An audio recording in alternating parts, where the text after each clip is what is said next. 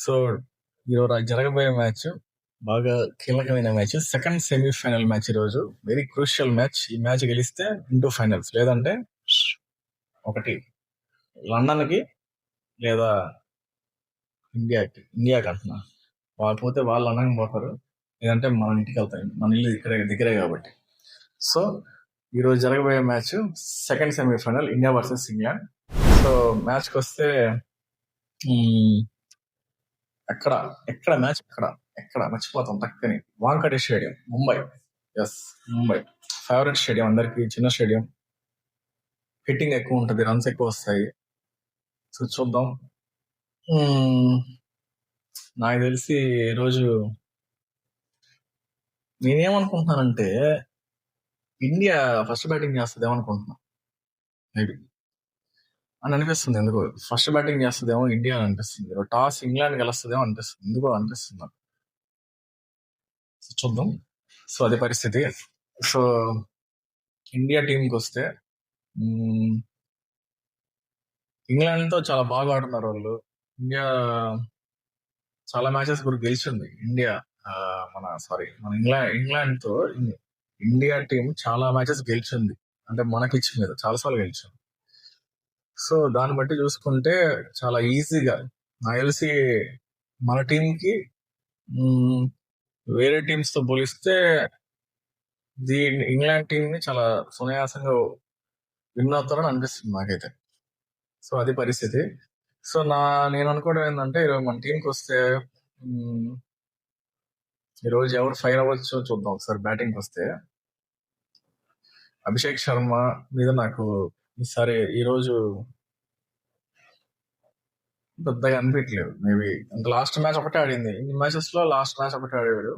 So ఈ match maybe చూడాలి ఇంకా. ఎందుకంటే జాఫ్రా ఆర్చర్ బౌలింగ్ ఉంది కాబట్టి. శర్మ, ఇషాన్ కిషన్, నెక్స్ట్ సూర్యకుమార్ యాదవ్, నెక్స్ట్ తిలక్ వర్మ ఉన్నాడు, నెక్స్ట్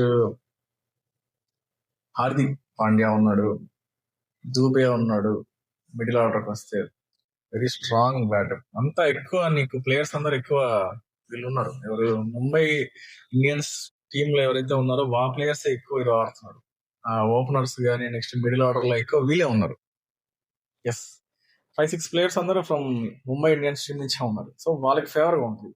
వాళ్ళకి పిచ్ తెలుసు, పిచ్ రీడింగ్ తెలుసు, బాల్ ఎలా వస్తుందో తెలుసు వాళ్ళకి. సో రెడ్ సాయిల్ కాబట్టి వాళ్ళకి ఇంకా ఛాన్సెస్ ఎక్కువ ఉన్నాయి, స్కోప్ ఎక్కువ ఉంది. యా. సో ఇంకా బౌలింగ్కి వస్తే మన బౌలింగ్ కూడా చాలా స్ట్రాంగ్ ఉంది మంది. బుమ్రా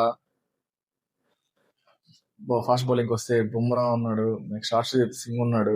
నెక్స్ట్ స్పిన్ కి వస్తే కుల్దీప్ యాదవ్, అక్షర్ పటేల్, మన వాషింగ్టన్ సుందర్. చూద్దాం తను కూడా వస్తే తీసుకొని వస్తే రావచ్చు. సో అది బౌలింగ్ వస్తే బౌలింగ్ బాగుంది మంది, బ్యాటింగ్ బాగుంది. కాకపోతే కొంచెం లైట్ గా తీసుకోకుండా గేమ్ ని కొంచెం సీరియస్ గా ఆడితే బాగుంటుందని నేను. అంటే మన వాళ్ళు కొంచెం లైట్ తీసుకుంటుంటారు అప్పుడప్పుడు.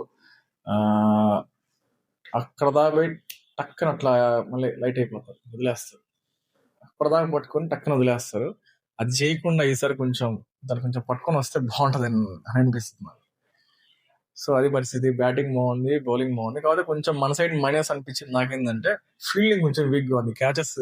క్యాచ్ డ్రాప్స్ ఎక్కువ ఉన్నాయి, వదిలేస్తున్నారు ఎక్కువ. ఫీల్డింగ్ కొంచెం వీక్ అనిపిస్తుంది, ఫీల్డింగ్ బాగాలేదు అనిపిస్తుంది. అది ఒక్కటే తప్పిస్తే బ్యాటింగ్ బాగుంది, బౌలింగ్ బాగుంది. సో నీకు ఎవ్రీ మ్యాచ్ లో లాస్ట్ ప్రీవియస్ మ్యాచెస్ చూసుకుంటే ప్రతి మ్యాచ్ కి రిపీటెడ్ ప్లేయర్ లేడు. అంటే నీకు ప్లేయర్ ఆఫ్ ద మ్యాచ్ ఎవరో లాస్ట్ మ్యాచ్ చూసుకుంటే మనకి కిషన్ ఒకసారి ఆడాడు బాగా, సూర్యకుమార్ యాదవ్ బాగా ఆడాడు, మొన్న అభిషేక్ శర్మ బాగా ఆడాడు.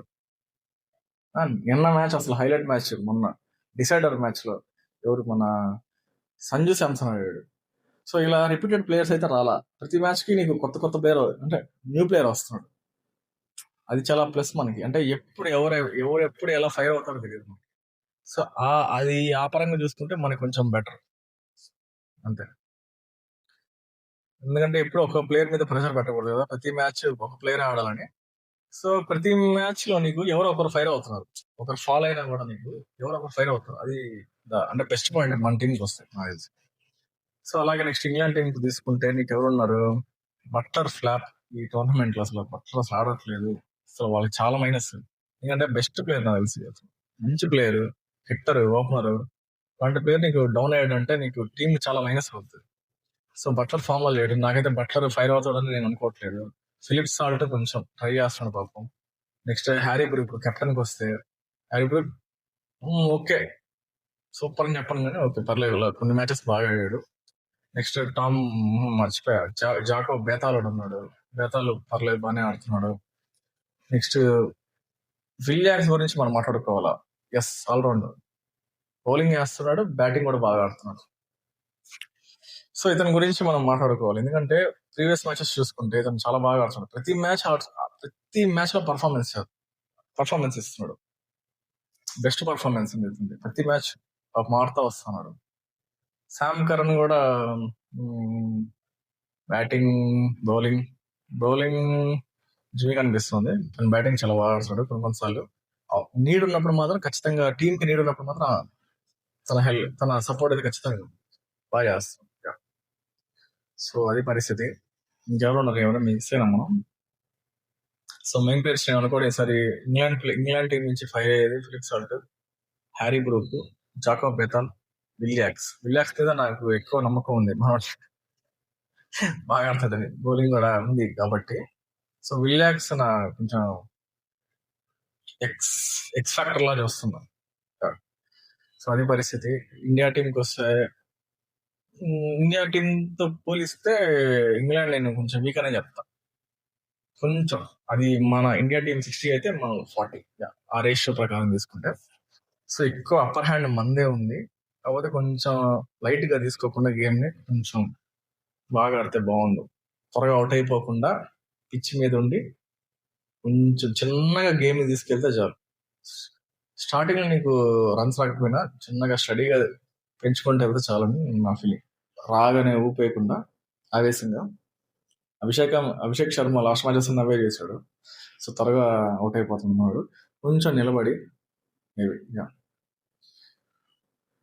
మేబీ ఇంకోటి ఏంటంటే అభిషేక్ శర్మ ప్లేస్ లో రింకు సింగ్ కూడా తీసుకొని వస్తానంటున్నారు. మేబీ ఛాన్సెస్ ఉన్నాయి, మీకు ఉండొచ్చు ఉండకపోవచ్చు.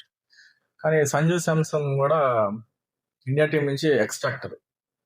తన మీద హోప్స్ ఉన్నాయి నాకు తెలిసి. ఈసారి తన మీద కొంచెం ఐస్ ఉంటాయి. అంటే లాస్ట్ మ్యాచ్ ఆడాడు కాబట్టి ఈ మ్యాచ్ కొంచెం ఆడచ్చు ఆడకపోవచ్చు. కానీ